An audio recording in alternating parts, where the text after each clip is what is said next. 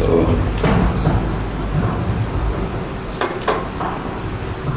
apa?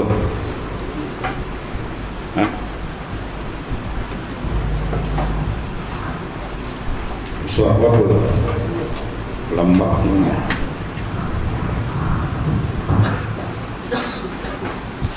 So, mana kitab? Lagi tak?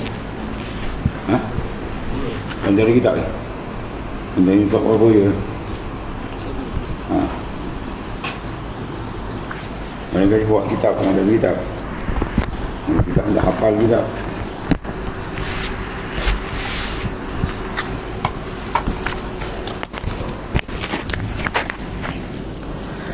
Ila hadratin Nabi Mustafa Rasulullah sallallahu alaihi wasallam alihi kiram. Syawunul Fatihah. A'udzu billahi minasyaitonir rajim. Bismillahirrahmanirrahim. Shiratal ladzina an'amta 'alaihim ghairil maghdubi 'alaihim waladdallin. Wala haula wala quwwata. Panggilan apa tu?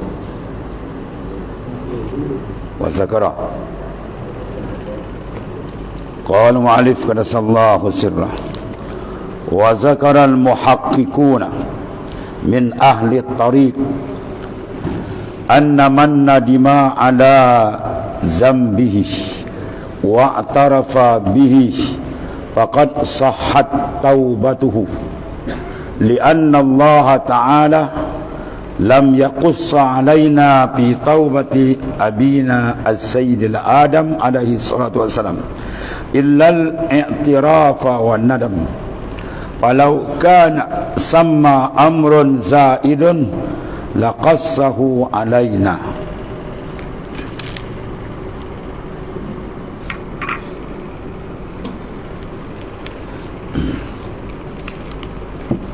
Para ulama muhakkikun di kalangan ahli tarik menyebut, maknanya wa zakara muhakkikun telah menyebut oleh muhakkikun, orang yang tahqiq dalam makrifat dengan Ta'ala di kalangan arifina billah. Apa mereka sebut? Sesiapa yang menyesali di atas dosanya,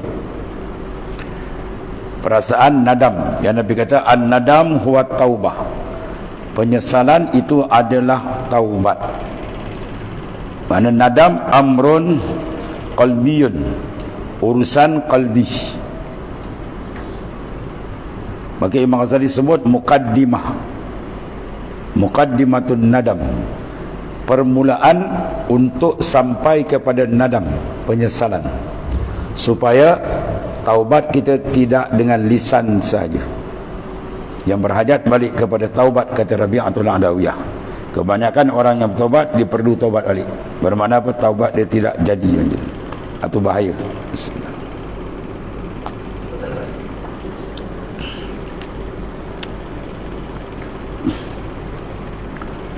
Maka sesungguhnya sahlah taubatnya siapa yang menyesali di atas dosanya.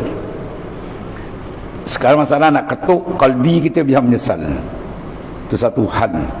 Dia bukan sesuatu tunggu nyesal dia. Senang tadi. Nak ketuk kalbi itu sampai dia rasa takut, maka perlu di antaranya disebut oleh Hujjatul Islam Al-Imam Ghazali, kena sebut resiko, kesan-kesan dosa tu. Dengan sebab dosa, ya, hati tadi hitam, mimma yusawwidul qalb.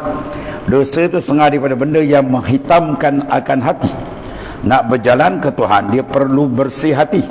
Hati jangan ada hasad, jangan ada dengki, hati jangan ada riak, ada takabur, sombong, ego, besar diri, kepala batu, semua ada tu. Kena buang semua tu. Penyakit tu kalau ada, dia tak layak nak sampai ke hadirat Tuhan. Sebab dosa tu merupakan kekotoran yang sangat busuk, melantung, busuk, melongkang. Maka kita mandikan dia, bersihkan dia dengan siraman taubat. Maka dia antara bancuhan alat taubat tu dia an-nadam di antaranya. Kalau sabun kan orang pakai dia punya apa tu, bahan kimia, ada macam-macam alat masuk dalam tu, untuk menolak segala kekotoran-kekotoran yang ada di pakaian. Maka sekarang nak tolak benda tu, di antara bahan bancuhan dia ialah an-nadam. Dan nadam tu dibuat daripada mana? Terbit nadam. An-nadam dia terbit daripada apa? Penyesalan tadi. Bila kita ingatkan at-tazakkur, kita ingatkan akan asarul maksiyah, kesan-kesan maksiat. Di antaranya ialah kesan maksiat tu nuqtatun sauda, itu yang disebut oleh Rasulullah SAW. Satu dosa kita buat dia, satu bintik kalbi telah hitam. Sedangkan kalbi nak pakai supaya dia tak hitam, dia bersih, bahawa dia layak menerima pancaran makrifat. Sekarang hati boleh hitam dia, kena taubat cepat. Jangan liar lama tu. Biar lama dia berkarat, langsung tak ada guna. Ya, tu. Jadi penyesalan tu timbul bila kita ketuk hati tadi dengan resiko dosa. Ya, hitamnya hati, jauh dari Tuhan, maka mendapat laknat daripada Allah Subhanahu wa taala. Ya, dan di akhirat disediakan tempat khas untuk dihumban dia ke dalam neraka jahanam. Dan ini benda-benda kena ketuk sampai dia rasa gerun dan timbul perasaan betul-betul menyesal, baru dapat satu rukun yang pertama. Kalau astagfirullah luar tak ketuk tak jadi kan. Itu macam cuai hidung keladi. Kena ketuk betul-betul, menghadap betul-betul dengan dia, ya, supaya dia maknanya dapat menghasilkan an-nadam yang disebut oleh Nabi itu. An-nadam huwa taubah, ya, at-taib minaz zam kama la zambara. Orang yang betul-betul kalbi dia bertaubat menyesal, maka dia seolah-olah tidak ada dosa. Tawaran besar diberi itu, Tuhan sapu habis. Semua dosa dia akan terangkat bersih dengan syarat dia betul-betul duduk tangga an-nadam hakiki. Tu. Di atas dosanya dan mengakui dengannya. Wa'taraftu bi zambi. Aku iktiraf mengaku dengan dosaku, ya Allah. Bila mengaku dosa, macam mana orang mengaku dosa? Tunduk, sedih, takut. Itulah dalam Tajul Arus kata Tuan Pengarang Ibn Atta'illah Ta'ala. Apa Ibn Atta'illah sebut, orang yang berdosa ni wajah dia kamu tengok macam mana seorang yang tidak ada anak. Tiba-tiba dia dapat anak. Anak dia pula cantik. Ya, lengkap, semua orang pun cantik, betul, cerdik, pandai, setai, bom, aksiden, mati anak. Anak tunggal kemudian mati. Ya, bila hari-hari perayaan, orang lain bawa anak, kau tengok wajah ni kan. Dia tinggal anak muram ni wajah dia kan. Itulah muka wajhut taib, wajah orang bertaubat. Kalau bertaubat sallallahu alaihi wasallam gitu, tak ada taubat kazib, taubat pembohong, kata Sayyidina Ali. Ya, taubatul kazib, taubat pembohong. Naik Sayyidina Ali kata, bertaubat betul sungguh-sungguh. Kita dengan dia tu betul mengharapkan. Ya, kita tak ada siapa boleh tanggung azab Allah Taala. Ya, syaitan nak jauh kita, nafsu aja. Yang dia kata, siapa buat dosa ditanggunglah kepala otak dia. Ini banyak syaitan punya bisikan. Kau nak tanggung dosa Tuhan. Sebesar jarum api neraka tu di masyrik hancur di maghrib. Di timur tu besar jarum kecil aja, hancur habis. Muka kita nak tanggung azab Tuhan, tak ada muka lah tuan-tuan. Jangan dia buat temberang. Dia buat temberang ni cikgu dia apa? Syaitan dengan nafsu punya. Dia telah dibodohkan nafsu. Sebab disebut yang azab yang gerun hati kita. Takut dengan azab Allah yang maha dahsyat dan Allah. Jadi ingatkan sampai gegaran kalbi itu ada. Gegaran rasa nadam, sesal sungguh-sungguh. Lalu kesan zahir dia menitis air mata. Air mata penyesalan tu mahal tuan-tuan. Dan tidak akan disentuh api neraka. Kemudian mengakui dengannya. Ya, wa atarafa bihi, kemudian faqad sahhat taubatu. Ya, bila menyesal maka sesungguhnya sahlah taubatnya. Kerana Allah SWT tidak pernah menceritakan kepada kita tentang taubat bapa kita Sayyidina Adam alaihissalam, melainkan pengakuan serta penyesalan. Mengaku mana selendo. Kalau Abang Mursyid kata apa, surrender je lah, dia kata. Jangan kau buat temberang je lah, dia kata. Abang Mursyid kau cakap sebuah tak, mengesap dalam hati. Dan surrender je lah, dia kata, dengan tak ada, mengaku je lah, dia kata. Jangan kau ada pusing-pusing, surrender je lah, dia kata. Jadi kita surrender datangan Tuhan kat tangan je lah, mengaku je lah. Kalau wali-wali mengaku dosa dia lebih banyak daripada pasir yang melata di bumi, maka siapa kita? Paling jahat manusia, dia rasa aku ni ada dosa tak? Tu manusia paling jahat panggil. Wali-wali mengaku dosa dia lebih banyak pasir yang melata di bumi. Sebab apa dia nampak? Sebab hati jernih. Hati yang berkarat hitam dia tak perasan dia dosa. Dia lawan hukum Tuhan, dia perasan tak dosa. dia cabar hukum Tuhan, memainkan, ya. Diwasan tak boleh sebab apa? Hati sudah hitam, keras. Maka sungguhnya sah taubat dia bila ada benda tu, sesal yang sungguh, kerana Allah Ta'ala tidak pernah menceritakan kepada kita tentang taubat bapa kita Sayyidina Adam AS, melainkan yang Tuhan paparkan pengakuan serta penyesalan. Maka jika di sana terdapat sesuatu yang lebih daripada itu, pasti dia menceritakan kepada kita mana rukun taubat itulah, ya, penyesalan dan juga maknanya apa? Tentang Nabi Adam AS, pengakuan wa taraftu bizambi, mana aku iktiraf, mengaku dosa kita. Bila mengaku tuan-tuan dan menyesal dia, situ juga Tuhan ampunkan, ya. Kalbi dia ada tu, Tuhan dah buka dah. Itu kasih sayang Allah Ta'ala, kasih kepada hamba-Nya bila gegaran kalbi dia insaf, surrender, mengaku dengan Allah Ta'ala. Banyak mana dosa sekali pun surrender je lah. Tu habis.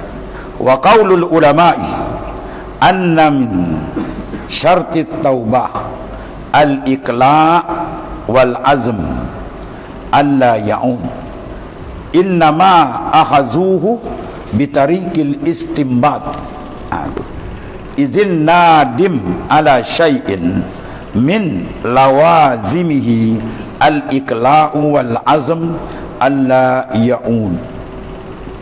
Kemudian para ulama, perkataan ulama, ulasan ulama, sesungguhnya sebahagian syarat taubat itu adalah menanggalkan perbuatan dosa.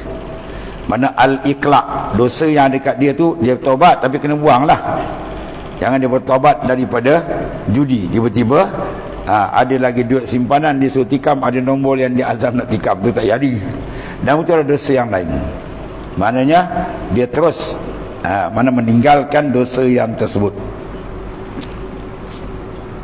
Kemudian al-azmu, berazam untuk tidak kembali kepadanya, ya. Sesungguhnya mereka mengambil perkataan ini, al-iqla' wal azm, tanggalkan dosa tadi, kemudian azam takkan ulang, melalui kaedah istimbat, ya. Mereka mengeluarkan hukum istimbat. Kerana orang yang menyesal daripada suatu perkara, antara kelazimannya adalah menanggalkan perkara itu. Dia menyesal, dia buat dah lagi, tak nak buat dah, dia ambil istimbat daripada situ, ya. Bila dia menyesal, lazim dia apa? Dia azam takkan ulang lagi untuk tidak kembali kepadanya. Mana kalau dia berhajat nak kembali lagi, itu tak bertaubat namanya. Itu di antara besar makna taubat. Wa ma'lumun anna bit taubati tughfaru huququllahi ta'ala wa zulmul abdi li nafsihi birtikabil ma'asi duna syirki billahi ta'ala, wa in kana huwa yarji'u ila zulmin nafsi aidan duna huquqil khalq min malin wa irdin, wa sayatil kalamu alaihima insyaallahu ta'ala. Dimaklumkan bahawa dengan taubat akan terampun segala dosa yang berkaitan dengan hak Allah Ta'ala dan dosa kezaliman seorang hamba pada dirinya sendiri. Dia bertaubat daripada dosa dia sendiri, cukup syarat bersih dengan Tuhan, begitu juga, ya. Dengan melakukan maksiat selain daripada syirik kepada Ta'ala. Kalau syirik, dia kena tambah rukun lagi, dia kena mengucap balik kalimah syahadah, ya. Dia tak main ampun gitu je. Innallaha la yaghfiru an yushraka bih wa yaghfiru ma duna zalika liman yasha. Allah tak ampunkan dosa orang syirik, dan syirik ampun dosa yang lain. Macam nak settle syirik, dia dah menyutukan Tuhan, dia kena mengucap balik, masuk Islam balik, sebab dah syirik, dah kufur, ya. Sekalipun ia syirik juga merujuk kepada zalim terhadap diri sendiri, ya. Dan selain hak-hak makhluk yang terdiri daripada harta dan maruah, kalau hak manusia dia kena tambah lagi. Dia ambil hak orang, kena pulang. Dia zalim hak orang, dia akan selesaikan, dan begitu seterusnya. Kalau tidak, dia akan berangkai sampai di akhirat. Nanti akan datang perbincangan kedua ini di kedikan Allah, insya-Allah. Sebab tu makna ini antara dalam hadis dia ambil banyak orang yang muflis bila ditanya oleh Nabi SAW, Lalu sahabat tanya, muflis man la dirham lahu wala mata, mereka yang tak ada dirham, tak ada mata benda. Nabi kata tu muflis dunia, aku nak muflis akhirat. Mana orang yang ada ibadat, sembahyang ni, puasa ni, ibadat yang berbagai-bagai, kemudian wasyatama haza wa kazaba haza, ya, dibuat zalim kat orang, tuduh orang tu bohongan ni macam-macam, pembohongan pada orang, kemudian dustakan orang, zalim orang dan sebagainya. Maka amal dia tadi itu akan ditolak. Dengan sebab dosa dia dengan orang ni tak settle tadi, akhirnya tolak tak cukup, kemudian pusing. Dia sebagai zalim, orang tu mazlum, dizalimi, ya, dengan diumpat, difitnah dan sebagainya. Maka ketiga itu dosa zalim tadi akan tolak, cover dia panggil, ya, dia sampuang, tolak. Tiba-tiba dosa dia tu banyak, tak pada dengan amal yang dia buat, maka pusing. Dosa mazlum pergi pada zalim, habis. Ibadat dia punya tolak dan cover tadi tak cukup, bermakna yang ada pada dia dosa dia dan amalan kosong. Tiba-tiba tak cukup, ya, tukar balik. Kesalahan orang tu masuk dalam timbangan dia. Jawab dia apa? Faulqiya finnar, lalu dihumban ke neraka jahanam. Wala ya. Sebab tu disuruh Imam Ghazali kata kita kena banyakkan amalan serta cari penyelesaian dengan orang, ya. Mana selesai. Kalau ada yang sangkut-sangkut tu, amal banyak, mudah-mudahan dia boleh kabur balik. Bimbang kalau amal tak banyak, yang banyak dosa dengan orang, ini masalah. Dosa dengan Allah Ta'ala, insya-Allah kita sungguh-sungguh dengan syarat Tuhan pengampun penyayang. Tapi jangan terperangkap pula, Tuhan tak apa mengampun, jangan. Sungguh-sungguh insya-Allah ada jalan. Tapi kalau dengan orang, kalau dia kata dia tak ampun, bawa dia kes tempat akhirat. Kita ambil hak dia. Alah sikit je tuan, setangkai je bamutan dulu. Tak, aku tak nak ampun. Saya nak bayar, tak ada. Aku nak tuntut akhirat. Macam? Kena. Bengkau dah kita sana tu. Tu berat tuan-tuan. Hak dengan insan, bahaya tu. Lepas kena selesaikan, ya. Hak dengan manusia, anak Adam, cara dia. Dan dengan Allah Ta'ala, cara dia. Supaya datang kita bersih, balik pun bersih. Kalau balik tak bersih sangkut, neraka jahannam tunggu. Wala ayazabillah. Innahu mayyati rabba mujriman wali annahu jahannam. Kepada siapa balik menghadap Allah Ta'ala, berkubang lagi dengan dosa. Tuan beri masa dia 10 tahun hidup, dia apa dia kerja tak tahu, dia basuh benda lain, benda yang tak mustahak sangat dibasuh ni.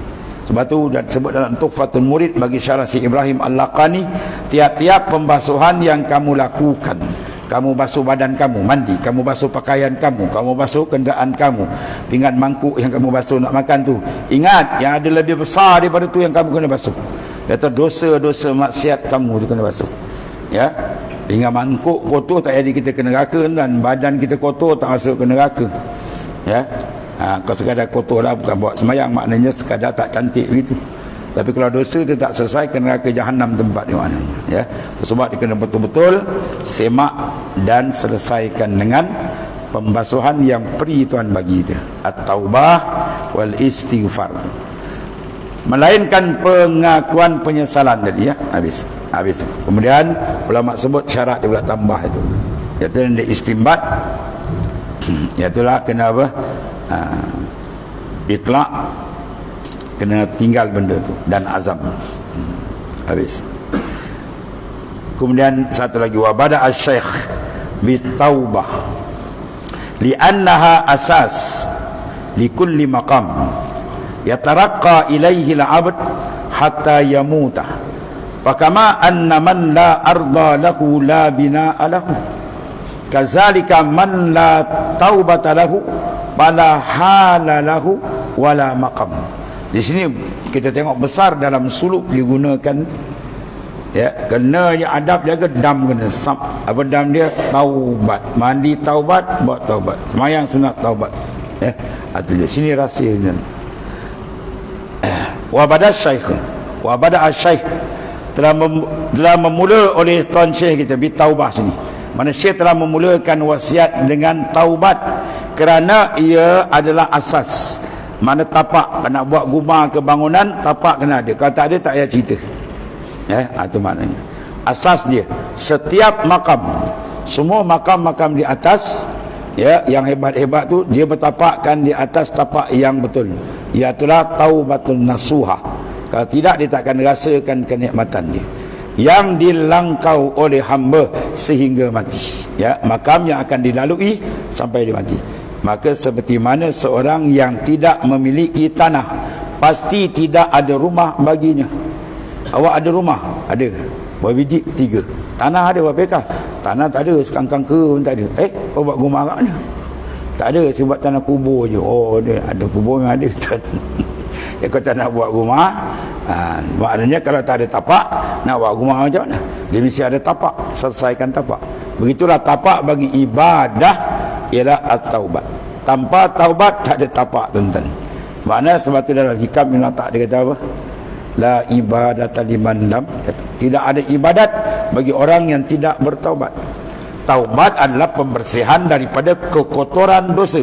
Bila dia tak nak bertaubat, bermakna kalbi dia masih lagi mendakap dan minat kepada maksiat dan dosa. Macam mana mungkin dia masih lagi minat dengan dosa berkubang, nak masuk dalam mahligai ma'rifah dengan Tuhan? Tak layak dia masuk. Ya, sebab dia kena taubat habis-habis. Maka seperti mana seorang tidak memiliki tanah, pasti tidak ada rumah baginya. Begitu jugalah siapa yang tidak taubat baginya, tiada hal dan makam baginya. Ya, kelakuan-kelakuan ahwalul qulub dia takkan rasakan. Ya. Lepas tu bila kita zikir tak ada rasa apalah. Dia repot dengan guru, pergi taubat. Ya. Dia pun fikir, aku ni ada dosa. Oh, lagi besar syaitan ni. Ya. Bila kita zikir tak jalan, warid tak dapat, banyak menangis taubat. Memang tebal hijab dalam kalbi itu. Lagi teruk, hijab dia tak perasan pula. Kemudian dia buat-buat tak perasan. Aku ni ada dosa ke? Oh, tu lagi besar syaitan ni. Kalau wali mengaku dia banyak dosa, kau siapa? Ya, atau dia tipu daya, syaitan cukup banyak dan kena pada kita. Ya, sebab tu kaedah kita, izal lam taqwa ala qiyamil lail wa siyamin nahar fa'lam annaka maqbulun qad qabbalatka hati'atu. Bila kamu tak mampu nak bangun malam dan puasa di siang hari, sedar kamu sebenarnya sedang ditambat oleh maksiat. Qad qabbalat hati'atu, mengikat kamu oleh maksiat. Sebab tu kamu tak boleh pergi ke Tuhan. Tak boleh pergi kan kalbi kita. Kalau zikir pun power tak ada kan. Nak tawajuh berat, buat kan tak buat, tapi tak boleh pergi jauh. Sebab apa? Pengikatnya ada. Orang kena ikat macam tuan. Dia jalan sikit Ustaz, betul jalan sikit Ustaz. Boleh lah 2-3 tapak je jalan. Kena ikat kaki. Dia kena putuskan ingatan, baru disup dia pergi. Pakailah kuasa kuda tinggi mana pun sebuah perahu. Dia apa? Di jeti itu, dia paling kuasa tinggi kuda dia. Dia punya apa? Dia punya enjin dia. Tapi tali di batang nibung dia tak buka. Boleh jalan tuan-tuan? Mana boleh jalan? Mengambur je lah perahu tu. Tak boleh pergi. Tali tu kena buka dulu. Dia tali dekat, dia buka tali, baru sung dia pergi. Ya, begitulah tali. Maksiat mungkar kena dikerat, baru dia boleh rohani, dia boleh pergi. Sung. Baru akan dirasakan apa yang dirasakan. Satu peringkat ke satu peringkat. Ahwalul qalbi dan maqamul qalbi. Dia akan dibuka oleh Ta'ala. Jadi maknanya pertama sekali semak betul-betul ya basuhan kalbi kita. Lebih daripada kita semak pakaian kanak-kanak kita yang sangat nakal. Anak kita ni kalau dalam kampung dia paling nakal. Dia dengan kubau lebih kurang dia berkubang. No. Kalau hujan aja dia berkubang habis dalam longkang, berkubang dalam apa? Dalam parit di tengah padang tu. Dia punya baju tu kiranya kotor. Ya, besok dah kering panas kita pun nak basuh. Kita ambil basuh dia, kita cucu air gitu. Sekarang dah kering, tengoklah bertepik-tepik tanah lagi ada. Maksud dia apa? Kena tengok betul-betul. Oleh kena kenakalan budak ni kita kena semak betul-betul. Celah mana punya baju sental habis-habis, baru dia bersih. Begitulah kalbi kita. Kenakalan kalbi kita ni sangat lalai dengan Tuhan. Ana alam wa alam. Ya, kita kena semak betul-betul. Cek satu-satu kat mana disangkut, kat mana disangkut. Ini yang betul-betul dengan bros taubat betul-betul. Baru dia rasa sir dia akan terbuka. Rohani dia akan terbuka. Confirm dia akan buka. Cermin bila lap bersih pun dia tertangkap. Tak boleh tangkap alamin malakut, kes dia tebal lagi kan. Ya, sebab tu kena nyak tu menangis tu mengaum. Bertaubat betul-betul dengan Ta'ala. Hadapkan diri ke Tuhan, tak payahlah menghadap dengan makhluk dan leceh. Ya, menghadap dengan makhluk leceh tak suruh puji kita, kecil hati orang tak punya itu sama kerja karut teman-teman. Ya, sebab tu kena farik galbak min al, kosongkan kalbi kamu daripada makhluk, hadap ke Tuhan. Ya, ini kalau makhluk puji kita sangkut, makhluk kata kita sangkut, pergi jalan dengan makhluk. Nak katalah, kau nak puji-pujilah, semua jangan masuk. Jangan masuk line kita, jangan ganggu line ketuhanan kita dengan Ta'ala. Sambut Isra Mi'raj berpuluh tahun dan 40 tahun disambut, 20 tahun, 60 tahun Isra Mi'raj. Tapi tak faham Isra Mi'raj. Nabi berjalan ada paling kiri kanan ke? Nabi nak sampai kepada Hadratul Qudsi, mahallu tajalli di situ dengan Tuhan. Nabi berpaling tak? Tak ada berpaling. Panggilan dunia panggil semua Nabi tak paling, jawab pun tidak. Nabi tanya, ya Jibril, panggilan itu apa? Itulah panggilan dunia, itulah panggilan panggilan apa lagi? Yahud, Nasara, mu paling je habis. Tak paling pun macam-macam. Bermaknanya apa? Dalam jalan kerohanian jangan berpaling kepada makhluk. Sampai tarat dia apa? Istiwa uzami wal madhi minal ammah. Bagi dia orang puji, orang caci tak ada apa pun. Kalau orang caci kita terasa, orang puji kita terasa, orang tak ada, oh tu jauh lagi, tu banyak kena bros lagi dan kalau tidak rugi kita, takut kita malakul maut sampai kita tak jejak marifat yang sebenar. Rugi laqad khaba man radiya dunaka badalan. Rugi serugi-rugi orang yang menukar makhluk dengan Tuhan. Orang suruh menghadap Allah, bukan menghadap makhluk. Ya, ingat tu. Menghadap hati pada Allah itu rahsia dia besar, dan dia akan terbuka tu. Sebab tu dalam sudut banyak terbuka, bila confirm kita hadap betul-betul, memang terbuka. Kalau dia tak menghadap, tu yang masalah dia. Ya, hadap diri betul-betul ke hadirat Allah Ta'ala, insya Allah, dengan hati yang hina, dengan hati yang fakir, ya, insya Allah akan disambut oleh Allah SWT dengan sifat dia maha kaya. Ya, pandang fakir kita, dia akan sambut dengan sifat dia maha kaya. Pandang hina kita, dia akan sambut kita dengan sifat dia maha mulia. Pandang dengan segala kekurangan kita, dia akan layan dengan segala kesempurnaan dia maha dahsyat. Itulah sifat Allah Subhanahu wa taala yang maha agung. Kemudian wa min kalamihim wallahu a'lam. Bismillahirrahmanirrahim. Alhamdulillahirabbil alamin. Sayyidina wa maulana Muhammadin ala alihi Allahumma ighfir lana Allahumma salli wa inna khaira kulluhu bi yadi wa anta bina ra'ufur rahim Allahumma hafiz. Alhamdulillah. Tak soal sebanyak hajat sikit. Dia nak pergi umrah.